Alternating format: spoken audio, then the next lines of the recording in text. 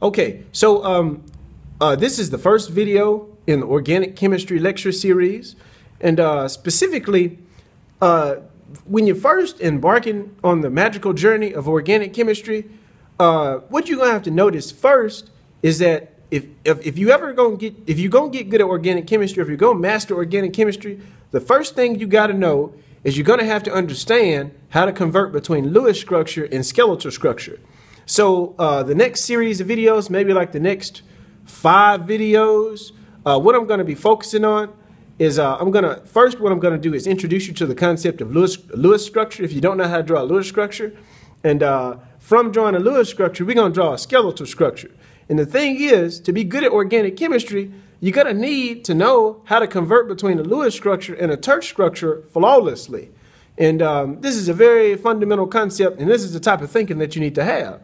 So what we're going to do in this video is I'm going to, in the next couple of series of videos, is I'm going to attempt to teach you to the best of my ability how to go about converting between a Lewis structure and a Turch structure. Because if you don't have this type of thinking, then you're never going to get where you're trying to get. You're never going to get towards that perfect future that you need to be in.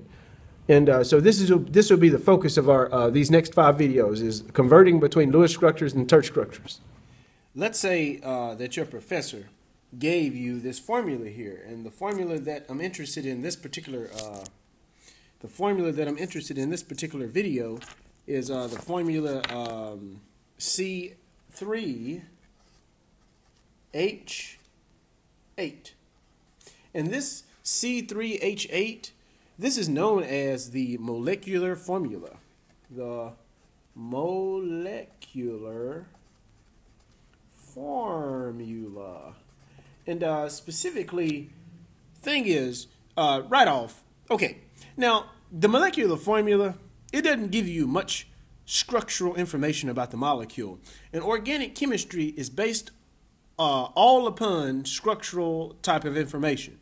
So the thing is, organic chemists wouldn't be able to get much use from a molecular formula. I mean, just a little bit, but we need structural information.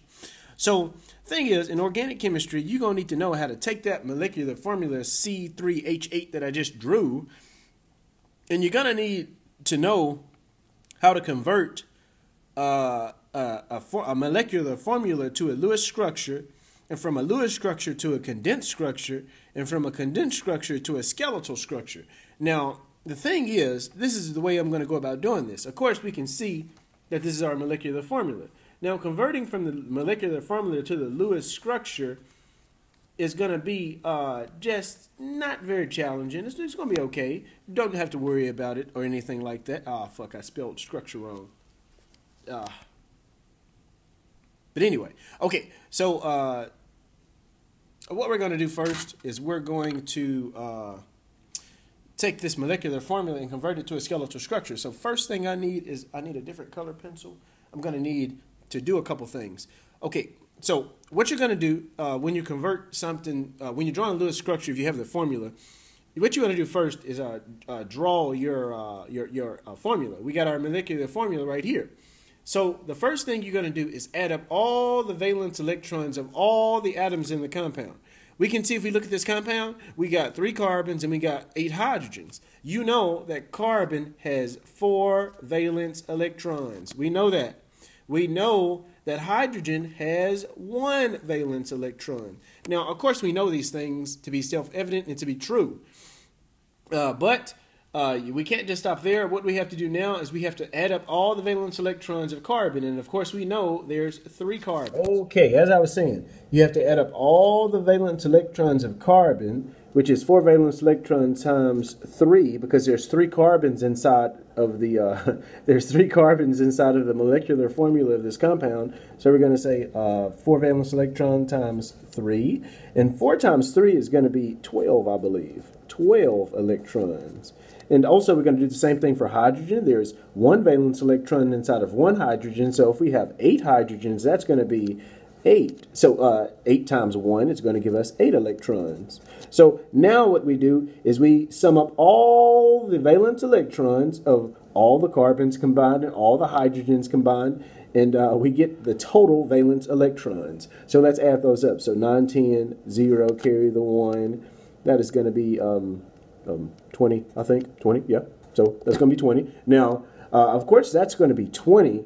So since we have this number here, that's going to be the total valence electrons. Since we have the total valence electrons, what we're going to do now is we're going to begin to draw the Lewis structure. Now, anytime you're trying to draw a Lewis structure, what you're going to do is you're going to look at the molecular formula, and when you look at the molecular formula, you're going to pick the least electronegative atom to go into the center of the structure. And specifically, what I mean by electronegativity, you might have to review some general chemistry concepts, but I'm going to give you a very basic understanding of electronegativity. And the rule I tend to use is the closer you are to the atom fluorine on the periodic table, the more electronegative you are, which means the opposite is true. The further away from fluorine you are less electronegative. And this is all true because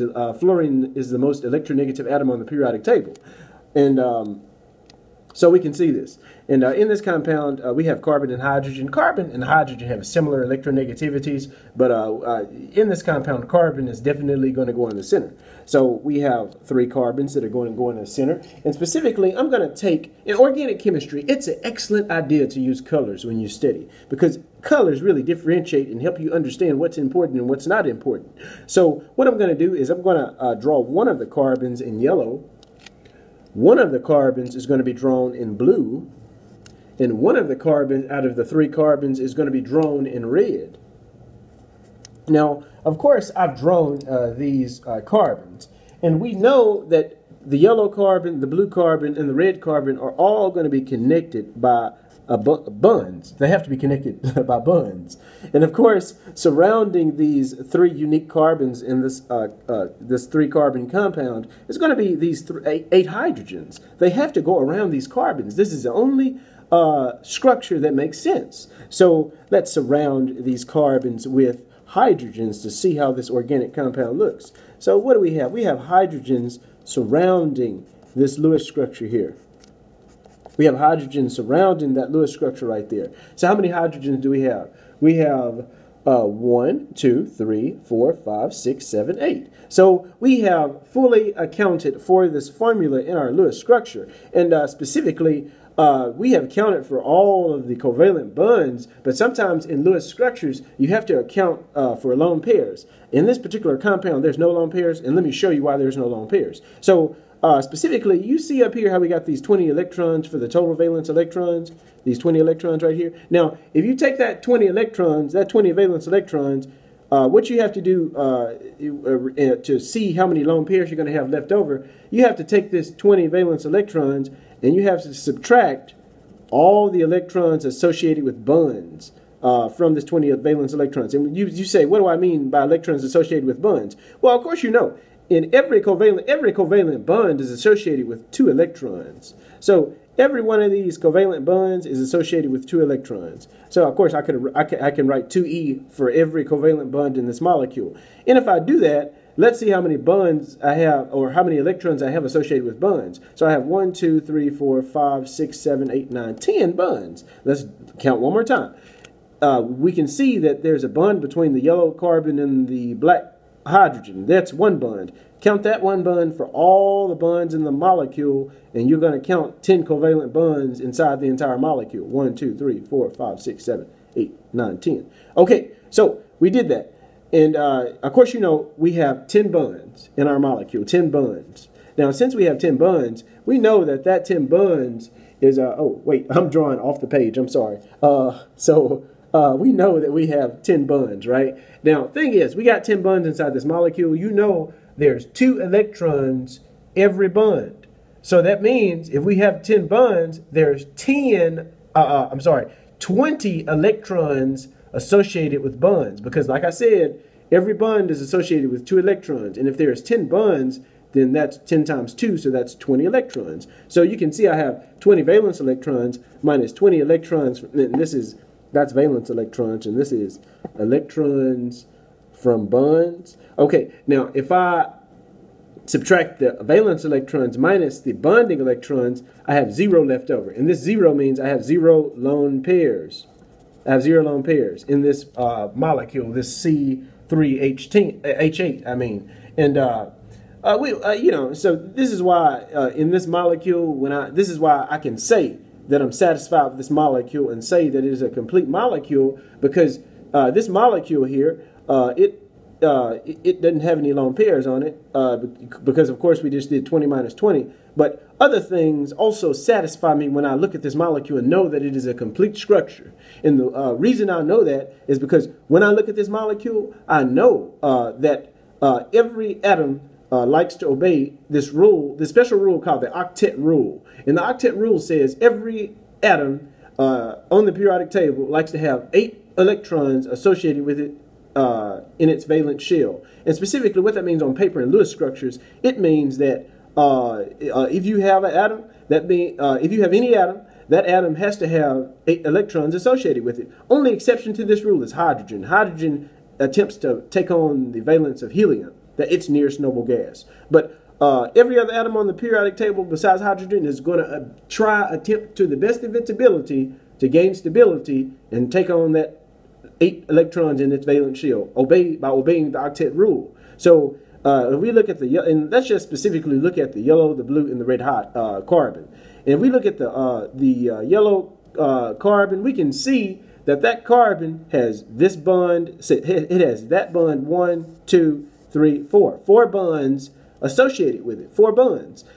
Of course, you know there's 2 electrons inside of each one of these bonds. So that's 2, 4, 6, 8. That yellow carbon is satisfied with the octet rule. So is that hydrogen. And so are all these hydrogens in this molecule. They're all satisfied with the octet rule because hydrogen is okay with just 2 electrons in its valence. And every bond you see in this Lewis structure is considered to be a valence electron, because the only electrons that are important in chemistry are in specifically organic chemistry, and chemistry in general, is valence electrons, because these are the only electrons that are associated with reactions. No other electrons, the core electrons and the electrons inside the atoms, are not involved in reactions. Therefore, they're not interesting to us because they never do anything in relation to us, in relation to reactions, things we can manipulate. Now, okay, back on topic. Okay, so this yellow carbon, it has 1, 2, 3, 4 bonds. And of course, you know there's 2 electrons inside each bond, so this yellow carbon obeys the octet rule. Of course, this blue carbon is associated with this bond with this yellow carbon, but both carbons are associated with that bond. This blue carbon has this bond, that bond, that bond, and that bond. 2, 4, 6, 8. It obeys the octet rule. So does the red one. So this is the obedience of the octet rule is another way or another reason why I'm satisfied when I look at this molecule and know that it's the correct structure. That's how I know. That's what satisfies me, is those 2 things. That's what makes me think that I'm going in the correct direction, or I know that this problem is right. It's because, number 1, the octet rule, and number 2, the math part. When I did all the math to put the Lewis structure together, it all makes sense. So this is the first part of this video. I'm going to have to finish this problem in the next video. Okay, so in the next video, I'm going to focus on taking the Lewis structure of propane, and we're going to take the Lewis structure and we're going to convert the Lewis structure into the condensed structure, and from the condensed structure finally into the skeletal structure. And then after that, we're going to do more practice problems related to those problems, and hopefully we'll get in that perfect place that we need to be.